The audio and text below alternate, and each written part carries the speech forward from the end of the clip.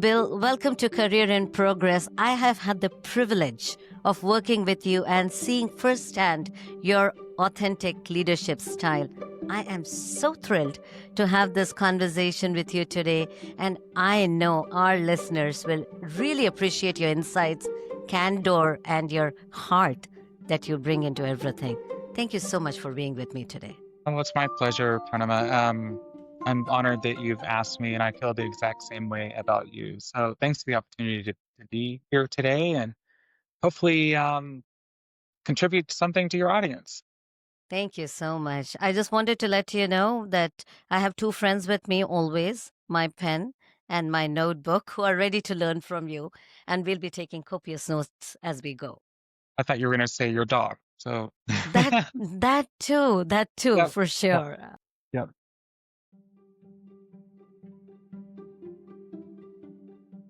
As I reflect on your journey, I think what really stands out to me is you spent over 25 years in leadership roles in top companies like Google, Microsoft, General Motors, Visa, Workday, and now at Newell Brands. On top of that, your quest for learning, right? You earned your PhD in human and organizational development from Fielding Graduate University, where your research focused on the spiritual development of midlife gay men. Your exceptional love for bringing your academic insights and lived experiences to your leadership stand out to me. Thinking back, what early experiences in your life and in your career had the biggest impact in shaping your leadership style? Can you share some of that? Sure. And let's see, it's a big question, and It I'll is a try big to question. yes, 'cause- because if you're a lifelong learner, I feel like you're always being influenced and shaping and growing. But I'd say in my formative years, I think vis-a-vis my identity as a gay man, kind of growing up in the US Midwest, Christian upbringing, I had to come to terms with my identity. And I think struggling through that, but then how I authentically show up in the workplace, to me, it was hard at first to sort of be someone else outside of work, and maybe not talk about my significant other and so forth. To coming out in the workplace, I think was a big step for me, but it also enabled me to, I don't know, be more confident, comfortable who I am. Being gay isn't, it's just one aspect of me. I've been out for Absolutely. nearly 30 years now, but I think that intertwining of my identity, I think that as many people might appreciate, whether it being a woman in leadership or a person of color, we all, some of that can hold us back sometimes as we deal with imposed shame upon us, and we have to work through that. So I think working through those tension points has really served me well as being an authentic leader. Also, I think that it's caused me to maybe it's developed maybe some superpowers around leadership with empathy, understanding. Maybe I'm curious about other people's journey. I want to make sure that their voice is amplified and heard, that we meet them where they're at in their journey. Um, and yeah, I try to lead from the front and lead with heart. I think early in my career, I also had really good mentors. A variety of mentors, women, men, different identities. I've always been very curious from a global perspective and different cultures. And even though I grew up in a very small town, I always had this innate curiosity about people and realized that the world is a big place.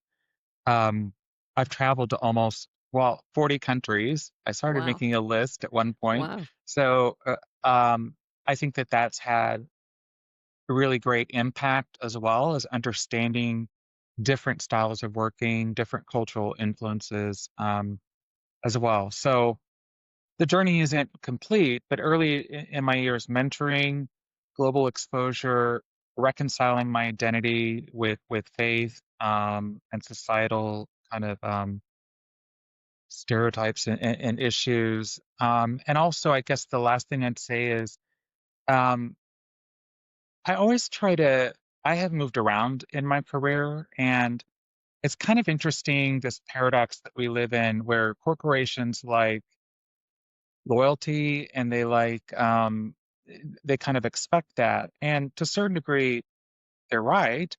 But also, over the past, 30, 40 years, employment has become much more portable. So I think it's smart for a person managing their career to always be, keeping their resume up to date, keeping their network warm. I'm not saying do your job with one foot out the door and be obsessed about your next opportunity, but I think being open to different experiences, I've always tried to say yes to different experiences, as I described in my personal life with travel and different things. But also internally, in thinking of my career as a collection of experiences that I could learn, and it's given me an edge sometimes in the job market when I'm saying like, yeah, I've been through a merger and acquisition, or I've been in that situation, or I've worked on that project. So I think don't underestimate, especially as we move more towards a skills-based um, career framework, um, cataloging those skills and taking advantage of it, um, I think was very critical. Not always. I think people should and deserve a advancement in their career and to make a good living and pursue those promotions, of course, but also looking at the skills that you want to acquire, and harvesting those from experiences, I think is really important, as well as crafting your narrative. I have said a lot at you, so back over to you, but that's how I would kind of summarize it. I mean, I love so many things in there, and I want to double click on so many things you said. I think, the way you described the jobs today, our careers today as collection of experiences, I love that. I think I'm going to steal that one from you because Sure, it's very different than the way, our parents thought about their that's right. careers, right? That's right. 47 years at one place, and that's the way my dad takes pride in his career. And today it's very different. I think the thing you talked about skills and gaining different types of experiences at work and beyond, right? It's the way to go, but it's not an easy way to go. It's not easy to put yourself out there. And I speak for, me included and many others. As much as we think about doing things we've never done before, it is not easy to embrace them. What have been some of your guiding north stars to taking on things that you've never done before? And what would your pro tips or a couple of advice be to people saying, "Hey, go try it, and this is how you do it, and this is how I did it." So I would love to hear more about that.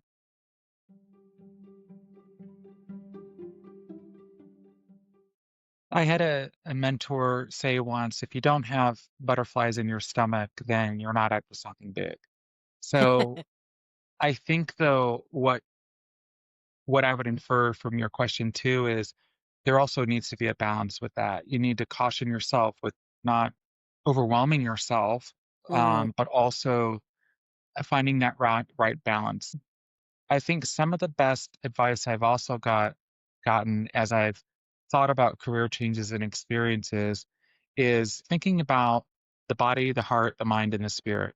So often we treat these career decisions and these experiences as a kind of a cerebral thing, thinking at the mind like I should do this and I should build this skills. Well, think about the heart. Do you actually like doing that? Stop, pay attention, listen. It's something that brings you joy? And I know it could be a little corny to talk about, but you spend a quite amount of time on your careers. Then think about, I think about the body, and we talk about wellness. Uh, to be a leader, I noticed sometimes the more I've thrown myself into work, the more I've like let my body go and not been as focused on my health and setting boundaries and stuff. So make sure that, what you're doing also can fit your life situation. Um, and then we talk about the soul or spirit. And to me, that means what gives you meaning and purpose. So I know we can get very esoteric and talk about spirituality in the workplace and so forth, but of all the things you're choosing to do, what brings you meaning? It doesn't getting up every day and working in a company that sells Yankee candles and crock pots. Newell Brands owns about 60 different brands. That doesn't necessarily get me up in the morning. But what does get me up is helping people and organizations and achieve their potential as they define it. Not how I define it, but as they do. So I think about the intersection of body, heart, mind, spirit. So for example, in my graduate training, I have one time I counted on my transcript about 12 different statistics courses. Wow. So, so I might be good at it, but my heart is such that my first job was actually as a marketing analyst looking at a lot of statistical data, and I didn't love it. It wasn't, and I felt that it kind of lacked meaning, and also, in terms of work-life balance and stuff, it was kind of a chore to get there. So that's a good example of how one quadrant might be kind of out of whack, but think of it again, it's a cheesy analogy, but think about a wheel that's loppy. It's going to be more difficult to kind of, go through your life. So what I'm really describing here is bringing a level of intentionality. I know that that's buzzword these days, but you are at the driver's seat of your life, no corporation and no boss, you know, and sometimes that's scary. Sometimes that's like, well, I wish someone Yes. would just tell me what to do. Or I Yeah. wish Yeah. that my path was very well defined. Probably if it was, you'd probably hate it, if it was, but with choice comes responsibility. And so sometimes it can be really difficult to sift through that. Get out of your head. That's when honestly, listening to podcasts like this, getting you to think, talking to a mentor, talking to a friend, careers and decisions like this aren't just made in your head. Find your trusted people and you know, give them the synopsis and get their honest advice. I love the framework you gave there, right? The four pillars, which is the body, mind, heart, and spirit, and how you're aligning all of it together. I think that's such a great framework for all of us and all the audiences who are listening. And I also loved the zoom out saying that time for reflection, we often undervalue it because for us, sitting back and doing nothing sometimes feels like counterproductive or saying, oh, I'm wasting time here because I don't have the list of 5 things I was supposed to accomplish in that moment, Right. right? We're very achievement oriented. And often you hear or there are signals in those four quadrants when something's off. Like, um, you know, um, your body will tell you. Mm, I've been trying to focus more on listening to my body. Like, gee, I'm clenching my teeth. I feel tight, or I feel fatigued. What what's going on with that? Or this is really a drag to go through. Like, is the meaning not mm. there for me? What is so? You often pick up there are signals when you stop and listen, and I'm just suggesting you look at it through multiple dimensions, and it shouldn't always learning and career growth shouldn't be hard, or I don't think it needs to be a painful experience. Certainly we learn through adversity. Certainly there are times when you have to just power through stuff. But how are you having fun with it and getting joy, and how is it aligning, with your life so that you're a well-rounded person and you are authenticity you brought up and vulnerability, it had that you how you show up is how you are at home. It makes it a heck of a lot easier when you're a consistent person and you can just kind of be yourself. You know, one of the superpowers I have had the privilege of seeing and observing of yours is that authenticity and human connection.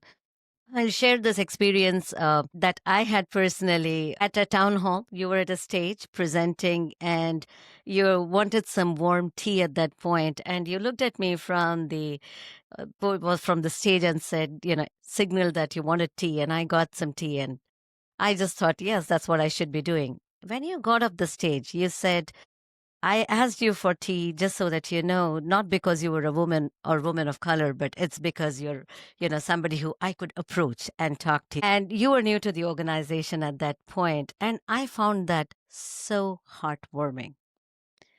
As leaders, it is so hard to be authentic. We all want to be authentic, but it's not easy. What are some of the ways that you have made your journey? You talked about authenticity, bringing your whole self from home to work. How do you demonstrate that? How have you embraced that? And what would, one or two pieces of advice be for people who are really trying to build that skill of authenticity? Yeah. Great question. I remember that day I was suffering from a cold and trying to Good. talk, and I just saw your face in the audience, and I thought, oh, she'll help me. But then I thought, I didn't want her to think that just because, so anyway, thank you again for doing that. That was great. My pleasure. Yeah. So, Yeah. I think that to your point, I think sometimes I'm so far in the continuum of being vulnerable and authentic and open. I think with that comes blessings with like you tend to be you can be more of a talent magnet. People can relate to you. We have this common bond. Sometimes I feel a tension point though that as a leader, like when other leaders are maybe at this continuum, they're sort of like, oh, I don't know if I would have shared that. And Mm, I'm sort of like, they're an adult. They can handle it. I don't mean I'm always kind and I'm always, yes. diplomatic and Yes. empathetic. So I would say balance and push yourself a little bit. And also, what I've found is sometimes you said that about me, but oftentimes, one of the things that I would coach someone on that I don't practice myself is to stop and think about your strengths. Mhm. If you're developmentally focused, which I am, it's what I do for a living, I've always had this kind of disposition. I'm always thinking about maybe what I perceive, what's wrong with me, or what I should be better at. Or I even described just now, like maybe I shouldn't be so authentic, in situations. So I've learned, to temper that with saying thank you. I do think that that's a superpower. And so owning your strengths. Someone recently said to me too, Bill, you have a unique ability to be in a group, and even though these were her words. Even though you have a PhD and 30 years of experience and et cetera, you have a way of kind of saying something that's on everybody's mind and saying it in a non-threatening way. And it's sort of like, oh, thank God he said that because I was feeling that way too. I was confused or I was, and so I think sometimes knowing that it takes courage to do that, but I think that you can also couch it in a way to say, I don't know about anybody else, but I'm feeling this way. I just wanted to say this, or I wonder if we dot dot dot. So, but generally, you'll find that there's a community out there, for you, or someone in the meeting, I should say, who's probably feeling, the same way. And the more you do it, the more skill you build up, and then the more it becomes natural to you that it just becomes who you are. And in the long run, frankly, it makes work kind of a lot easier. I'm going to summarize this so that I make sure I get all the wealth of knowledge you shared there. So think about your purpose and who you are. Think about bringing in your thoughts in kind ways. I love the two phrases you shared there. I wonder. And it's like saying, I'm not contradicting, but I'm offering an alternative perspective there. And the second phrase you said, I don't know, but I feel this way. It is not you're being not opinionated, but you're sharing your sentiment, which are such graceful ways of sharing, your perspective in a larger context. And the third, when you share in the right way, often there would be somebody else in the room who can resonate with you. And then you get that deeper connection and deeper bond to go into a deeper conversation, all of which brings so much more value to the results we are ultimately driving, and the opinions that we are bringing to actually have a productive conversation. Does that kind of summarize what you That's said, exactly Bill? that's exactly right. As you move up in your career and you step, I don't care if your early career or just your first job or whatever, there's opportunities to lead. And I think that listening, deeply listening, Mm. and then jumping in and saying, I wonder if we could take this conversation deeper. What I'm picking up on is blah. Now, there are times in a meeting where you need to be transactional and it's fine. It's just, whatever. But if you've got something to offer, then offer it.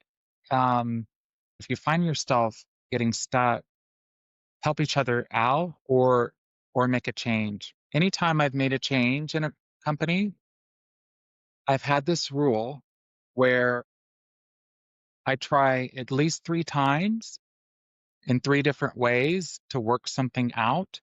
If I don't see a path forward, then I will pay attention to headhunter calls or look for a new opportunity. I don't think maybe I'm a little bit more unique in that way or not funny, but I like what I do for a living. If I can, after 3 times, like, I don't see this working out for X number of years, and I can honestly say I've tried to work it out, well, then, like I said, I think it's fair game to manage your career, but but be careful what you're giving up, be careful what you're walking away from, be aware of the cost of changing jobs and leveling up, but you're not in jail. You should never be in job jail. Um, and but yeah, I kind of use that rule of 3. And then when they're surprised, it's like, you shouldn't be surprised. We kind of talked about this, but I love the frameworks, right? The rule of three. I think that can be used in so many contexts. Job being one. So many contexts of so many things we do. I think where my thoughts are really leaning, and I would love to learn more, is as leaders. We play such critical roles in setting that tone of openness on the team. And, you talked about that, which is when you are saying it in a nice way in a meeting, the chances are somebody else speaks up. And there are many times in an organization when, you've tried that and it doesn't work out. So, what is your, you know, guidance to young leaders, people who are stepping into this leadership journey to say, here are a couple of ways in which you can try to influence the culture of your organization? I think what we're really talking about is inclusion and um, which we could talk a different day about true diversity, equity, and inclusion, DEI, and belongingness. I would love that conversation. I'm going to actually book you for another call that Okay, for cool. We'll do that. that. Inclusion to me, though, I think leadership sets the tone. And I don't care if you're in a meeting virtually or in person, and I don't care what your level is, you can ask questions that invite dissenting views into the conversation. Um, and you yourself. So ways that are safe, psychological safety, we read a lot about that. Ways to do that could be things like, I'm thinking about this differently if you're open to a different perspective. Mm. Who's thinking about this differently that maybe we should be giving, what some thought to that? What are we missing here? Purnima, I don't mean to call you out, but I could tell on your face that you've got some things bubbling and that, maybe you're thinking about this differently. Would you like to share that? Um, the so making it safe, that's a way a leader can set the tone. So those have some go-to questions that, especially as someone's quiet, I don't believe in embarrassing people and calling them out. And I know as an introvert too, I sometimes just because I'm not say anything, trust me, there's probably 90 miles an hour in my mind of things, and maybe I don't feel safe saying it, but I appreciate a leader who would say, "Bill, you know, don't feel called out or on the spot, but, you know, you've been quiet and you're probably thinking about this. What, so think about that ways. You'll know when someone feels open and comfortable to share or not. But I think if you're as a leader, your core function is to create space for others to step into and contribute their best, especially in an AI world, especially in a very chaotic, disruptive, time. Um, it's shared leadership. It's not Mm, top-down leadership. I think the more there's an old it was actually one of my favorite management theorists, Mary Parker Follett. Yeah, Mary Parker Follett. In the early 1900s, she wasn't paid attention to very much because she was a woman, but she talked about um, power with versus power over. And mm, I very much think about power with. Um, and power over would imply I'm hearing a reluctance to promote someone and put them to be the next CFO. Some Actually, a lot of times I I'm hesitant to put them in a bigger job because I don't know if they can handle the power. I hear that a lot more than and then it gets translated into executive presence mm. but typically it's have they done the self work and self development to be able to handle more power and sharing it with. And I see people, I just, you don't, they're so working so hard to be the smartest person in the room. I think that's great, but you also need at some point to shift to being the wisest person in the room. And the wisest person knows sometimes when to say something and let someone rant, when to not say something, when to challenge, timing, you know, I all of love those that. things, but it's feeling comfortable with that power. I can, Bill, almost see a book written by you, which is the journey from the smartest to the wisest, or something like that. Because I think that is so well said that, the self realization really shifts you Yeah. from going from the smartest to the wisest. And they are two different things. They are actually two completely different things, which often we see when we promote an individual contributor to becoming a people leader. Right. Yes. It is the smartest who are getting promoted because they are high performers. And then, there's a fair share of leadership lessons to be learned at that point. And there's a struggle for Yeah. many, which is to Yeah. have that perspective of shared leadership. All right. And which you said, that is, such precious lesson.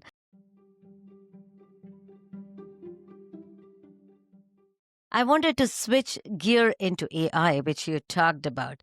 I think today, right now, it is such a space full of uncertainty. The whole, industry is evolving, changing rapidly. Every day there is something new. How do you keep your teams aligned to the bigger picture during these times? And what role does leadership play in that? I think I have a lot to say in this, so I wanna Yeah. zoom out and gather my thoughts. So introversion, right? So I think, you kind of think about as a leader and working at the system level and then working with individuals. But I think, there are some frameworks that we're playing with, and in one is like um, access, and this is me synthesizing it. You got to have access. You got to have,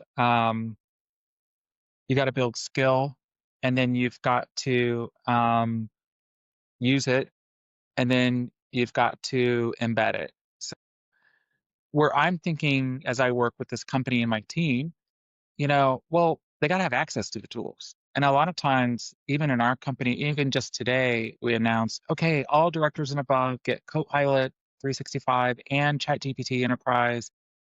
You don't have to use it in the closet anymore. You've got it, use it. And we've got these other licenses. So simple access. Do you know what's fair to use? What should be within the firewall? Whatever. Skill.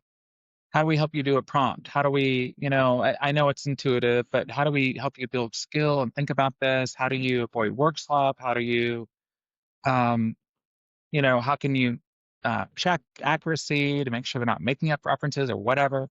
Then you have to, you know, you got to kind of start using it in your daily life. It's a mindset shift. It's got to occur to Mm, you to use this as a tool to elevate your game and to let go of things that maybe, yeah, maybe that was your identity adding value, but use AI to analyze that survey data. We don't need you to go through the Excel and do the step.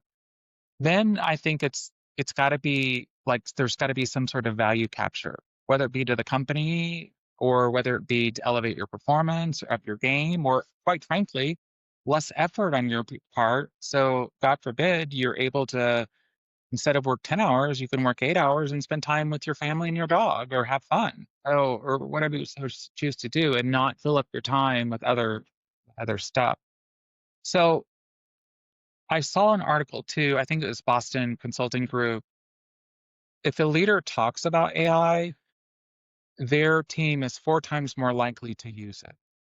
So what we're seeing is AI, inserting that into organizations. It's not necessarily the tech, but um, it's the human systems around it to change the mindsets and, like I said, get them access, get them some skills, encourage experimentation, but also like some of it is learning and playing experimentation, but also at the end of the day, we're being paid to do a job. How is this adding value, to the company? I think thinking about those things as I think about our company, as I've kind of synthesized it for AI to work, there's 5 elements. Like one is like value, like why is this? I don't necessarily agree with the company being AI first. I think it needs to be AI enabled. That's the term we're using, but um, it's got to show a value. Otherwise, are we just doing this to be cool or whatever? The second is data. So as we know, AI sits on top of the data, and so the third is process. A lot of our processes are kind of a mess. So if you're trying to automate something, it's not even documented. And then the fourth is the tech itself. The AI, the bots, the capability, the agents, whatever. And then the fifth would be people. And so that's the pillar that I'm really focused on that I mentioned. So value, data, process, tech, and then the people element. And people can make or break an AI. And to a certain degree, these are age-old change management, paradigms and training and comms and things. Um, I also think led by Cisco, I want to say it's like the AI consortium. They have some really great playbooks as well in terms of advising teams and how to be thinking about it. But if you're like me and probably most of your audience, it can be overwhelming actually. yes. Like every day I'm not joking, probably like 18 different newsletters and blogs pushed at me every morning. And I'm a fast reader, an avid reader, but I'm always like, oh my God, it's too much. So I'm also Yeah. trying to do a better job for our company to like, it's cheesy, but uh our AI program, it's not cheesy, but we call it Quantum Leap. We're trying to leapfrog. And so we have jetpacks that we're starting to do. So I we like send that. them out to say, if I were you, these are like the 5 things that like we want to encourage you to shift your mindset, the skill we want you to build. This is probably relevant in your role and in your function. And then this is something about there's a lot. So we're trying to make it easier on people and establish like a common thing. So I every love that. Thursday, I record a video to my team Mm, and um, I try to keep it like 2 minutes and I send it. And just sometimes it feels a little like sometimes like in leadership, it's like owning your role. Sometimes I'm like, really? Like, who wants to listen to a video of myself? Like, really? Like, that's boring. But I get a lot of positive feedback saying like the team is too big for me to have, a one deep, on one. I know everybody Yeah. and I have a Yeah. relationship, but it's always stay in touch. But I try to pepper in like, if you're not using AI, you're going to be left behind. Use it, use it, use it. It isn't cheating. So I think anything you can do to encourage it, and then when you see it, like, I'm so glad you used AI, to do that email. But encourage one another and also share. There's a lot of sharing that goes back and forth. Like, I didn't know that it could read your Outlook and help you prepare for your day. And so I think sharing and social learning is really important too. I'll stop there. I have a lot more to say, but those are some of the things that are on our mind and my mind as working. Absolutely. As a learning executive, I can see so many values in the way you're driving it. For example, peer learning, sharing the shared accountability of learning, which is what is going well and what is not. I tried this, Yeah, this worked, right. this did not work. Do you have suggestions on how it worked for you? Right? That shared accountability is a great way of learning and encouraging both success and the failures Yes. that go through the learning. And often there's power in that. I loved the choice of word, which is AI enabled, where you shared the value, data, and process to me are the why, and people are the who, and technology is the how, right? 100%. Yeah. That you're Love looking that. to Thank you. drive. I'm going to use that. So that's a great way to explain it. Yeah. Mm. Absolutely. And I love the fun you brought into it too. The quantum leap, the jetpack.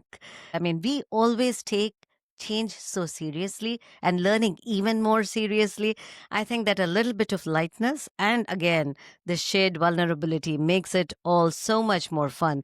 I think the question that brings up in my mind is what are some of the skills, and you talked about skill set and mindset that you're looking to grow and transform and that are going to be critical. Can you share a couple of skill sets and mindsets for leaders and for, everybody who's going through this AI journey that you believe are going to be critical for this transformation? I Yes, and I am kind of in deep thought Mm, about that too because there's a lot of books being written. Like I'm looking at my bookcase right now. Our AI leader, he's an avid reader too, and he last time I was in Atlanta at work, he gave me all these books. I am searching and looking for those differentiated skill sets, and particularly from a leadership lens, what is becoming what will become even more critical that uniquely we as humans will do as leaders. There are some good things out there, like the World Economic Forum publishes a skills report, and there are lots of sources out there, yes. but I haven't found a way that feels very intuitive to really describe that. What I know is critical thinking is something that, like you, I do adjunct teaching and so forth. So um, I don't want my students to lose the ability to critically think and be analytical because they need to be able to discern and judge the information that's coming at you. I think that to me, that is the value of education. Sometimes it's not the content, but I'm interested. I tell my students, yeah, use Grammarly to proof your paper, use ChatGPT to generate research or whatever. But I'm interested in, could you evaluate that source? Is it some, you know, crappy paper or whatever that's just AI generated, or is it legit? And can you tell me that? And how have you constructed arguments? How have you, I'm interested in that, their thoughts. So we see all this trends that's actually declining and has been. And I think that in our society, and I think AI is sort of accelerating its decline. When you go to, this is a weird example, but I equate it to this.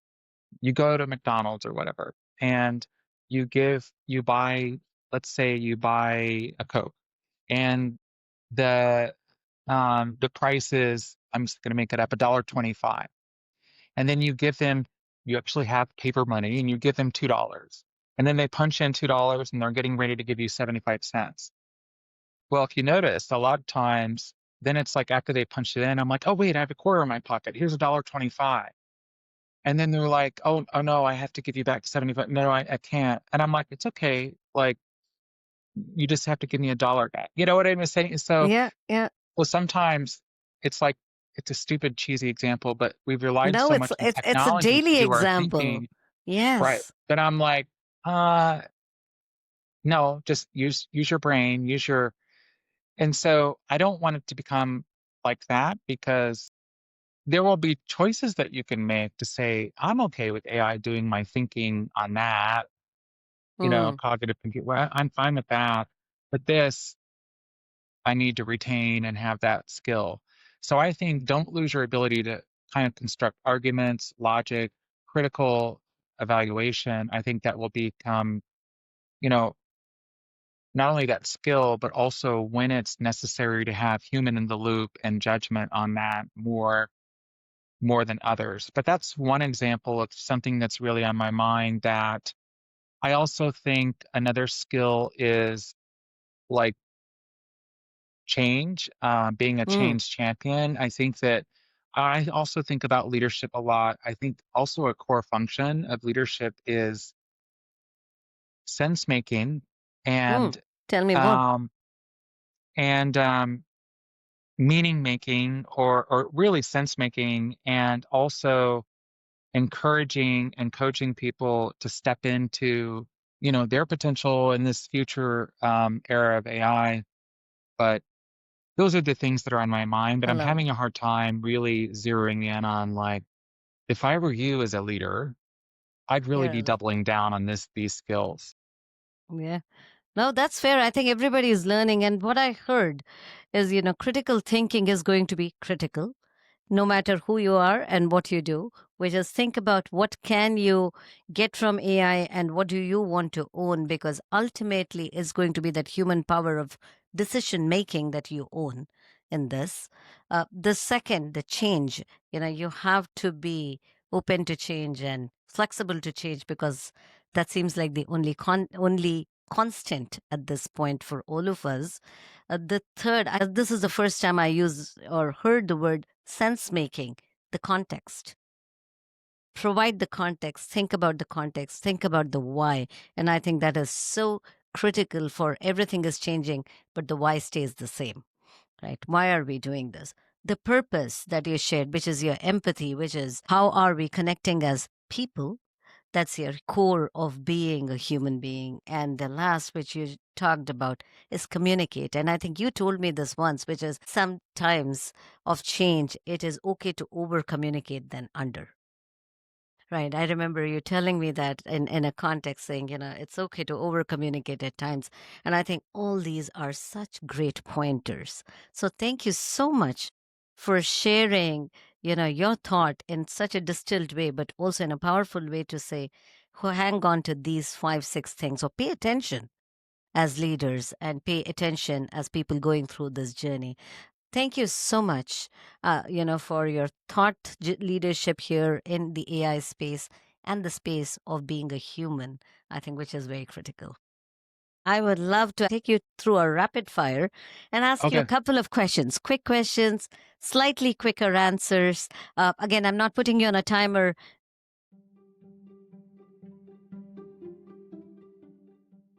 Your first question, you talked about, reading, and I know you're a big reader. If somebody had to start their leadership journey, what would be the one book or resource that you would recommend to them and say, this has been something that I have held on to? What would that advice be? I think I'm looking at my bookcase. Absolutely. And I know it's like choosing a favorite child, which is I tough. know, I know. Even one or two, I'll say a couple, Okay. though. I think anything by Adam Grant Thank is you. a way I'll answer that. I think anything by Brene Brown, All about vulnerability and who I think yes. interviewed or Yes. Adam interviewed Brene the other day, and I was kind of looking at that. I I saw that think that, yesterday. Yes. It was about the new book. yeah, my hesitancy at first is I used to be 100% reading business books or Mm, self-help books.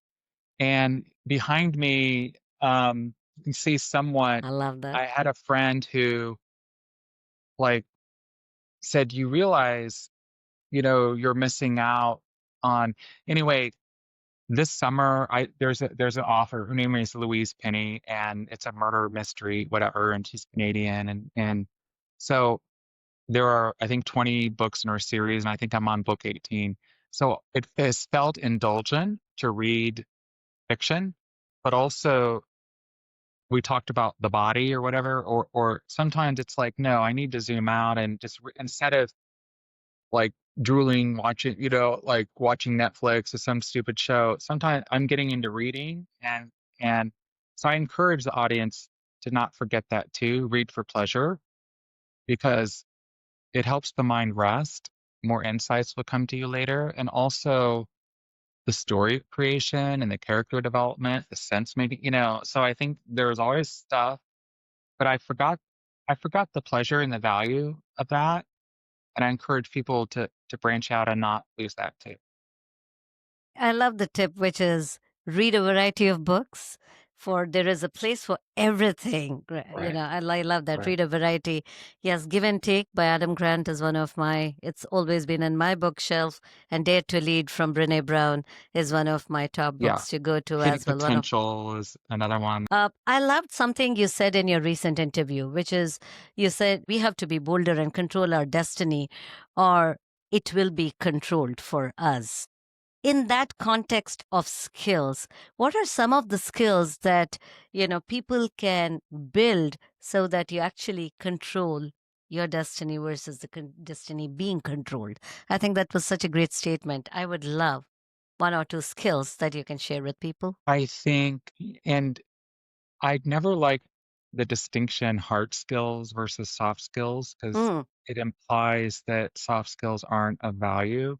But you and I have probably we've made a good living focusing on the soft skills, side of I, things. I And they're like to often, call them more human skills, actually, yeah, because they are 100%. human. And they're often Yeah. like more nebulous and frankly harder to teach people and harder to develop. I mean, you can teach someone to code, you can anyway, I think one skill is resilience and optimism, which are different. And I just yesterday, I was feeling like a little overwhelmed, and I have a great relationship with my leader. And she said, "Well, I'm going to share something that you know maybe will help you or maybe not." But she's like, "I've been thinking about I'm going to be okay, or I'm going to be well, even if dot dot dot, even if I'm laid off, even if I fail in this project, even if." So we spend a lot of time with anxiety and sort of worrying about. So that was really kind of hit me like a thunderbolt to say, she's talking about resilience and just talking about optimism. But for me, it also is like living in the present and experiencing the fun and the joy and stepping into your passion. So I think one skill to build is resilience. So I would say think more about resilience and optimism. There is a lot develop that. There's a lot of I don't care if you're a Republican or Democrat or I should say irrespective of that in the US, it's a very polarized environment and there's a lot of negativity that's pumped at you every day. That optimism, resilience, and hope, um, I think is something that we all need to dig a little bit deeper and focus on. And Yeah. what I'll say about that. Optimism, yeah, optimism and hope, and even if that's what I'm going to take away from this. Really going a little bit into the same direction. The next question, this is, like you said, a very rapidly changing environment, a very confusing time for many early career aspirants. Right, there is so many different things than what they had thought about. Any advice on how they can stand out in interviews? I'm surprised. I think some of the differentiators, I'll try to name three. One is research the company and research the role. So there's so much information out there, but I'm always surprised the questions you ask when they give you an opportunity are sometimes to me more important than the questions that I'm asking you. Because it shows to me like, have they been able to critically think, look at what going on to the company, be prepared. Secondly, um, try to zero in on every job, no matter what level. If I'm interviewing, I'm trying to zero in on what problems are they trying to solve here, or where, like what's going on, or even opportunities, or what are they going after? I don't. So then, if I hear that, translate what I can do for them and the skills that I have that could help solve that problem. Every leader, when they're interviewing you, they're basically hiring you to solve a problem or to expand and go after an opportunity. So your job is to like go beyond like the requirements and stuff that are listed in the job description and really lean in and say, what what are the major like problems or issues that this role really needs, need to be part of the solution and solving. Then you can more readily translate into, and if they don't know, that's when your number one comes into play is like, well, what I know about um, Mm, Acme company is yeah. this. Is that true that really you need to capture more market? And it's and I think the third thing is if you're in a job search, seriously, resilience. I was at a company that was acquired and it was fine. Um, I didn't want to work for the company that acquired us, and so I was like asked to do the transition. And then my particular role, they didn't need two heads of talent, so I was laid off. Um, but it can get discouraging when you're in a job search, and Yes. but it's like a numbers game. So it's Mm, it's like for all sorts of weird reasons, you can be um, not selected or not picked out to interviewed, or you might feel that you're always a runner up and stuff. But nope, don't harvest what you can and learn and adapt. Um, but don't don't let it defeat you, because often it's a probability game, it's a numbers game. And just think when you're applying, I do this all the time. Well, someone someone will land that job, so it could be you. So those are the three things that I would say. I know it's a very volatile, difficult time, and some of this advice is easier said than done, but those are the things that I've learned along the way. This is so valuable to our listeners, the younger listeners who are looking to really know what to do when they get ready for an interview. Coming from a top executive like you, Bill, thank you so much for sharing the three things that they can take action. And I'm going to summarize this quickly, which is if the question is, do you have a question at the end of the interview? Do the research to have a question. Don't say, no, I don't have any questions. At Because least your five. question, exactly. So your questions define who you are and what you bring to the table. Two, learn about the problem because every interview is a problem that somebody is looking to solve for, and they're looking to see if you are a part of the solution they're looking to build. So learn about the problem, be curious, ask, what is it that you're looking to solve for, and learn more. The third, which you called out even earlier and you shared earlier, which is resilience, which is always know this is a numbers game. It's not always about you, but it's about the purpose of what the problem is being solved for. So your role is to see how you fit the best in that solution. So do your research, be resilient, practice for the interview, have at least 5 questions like you said to ask. Thank you so much. That is such great advice for people looking for work. Bill, looking back, if you could give your 25-year-old self one piece of advice, what would that be? Again, keeping the trend of, early career in mind. I'll share mine. I would have really told my 25-year-old self or 20 some old self to say, go take more risks. I have always had initially, it was hard for me to fail or, that expectation of I should be the top of everything and be perfect that has been a big part of my journey, and to grow out of that has been a very intentional choice. So for me it would be, you don't have to be perfect at everything. Along those lines, what popped into my head is, I don't know who said it, but they said youth is wasted on the young. And So I think sometimes, you know, my grandfather would say, and I'd look at him like, oh my God, he's ancient. Like, really, what? Um, but he's like, as you get older, time speeds up. So, so to me, if I were to be able to look back and say to my 25-year-old self, I'd be like, chill out. Everything's Mm, going to be okay. Enjoy, enjoy this time because it will change. It will pass. Um, be present, in the moment and have faith and it's kind of like your faith or have confidence that don't worry as much. mm. I think that that's what I would say to myself because I've sometimes robbed myself of the joy.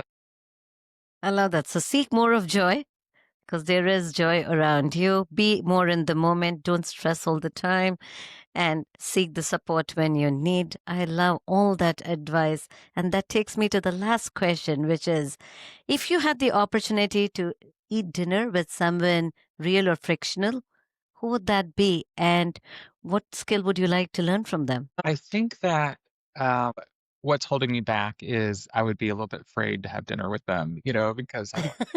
But I Well, think that if I could, I would like to have dinner with. I was kind of enamored by Queen Elizabeth, who passed a few years ago.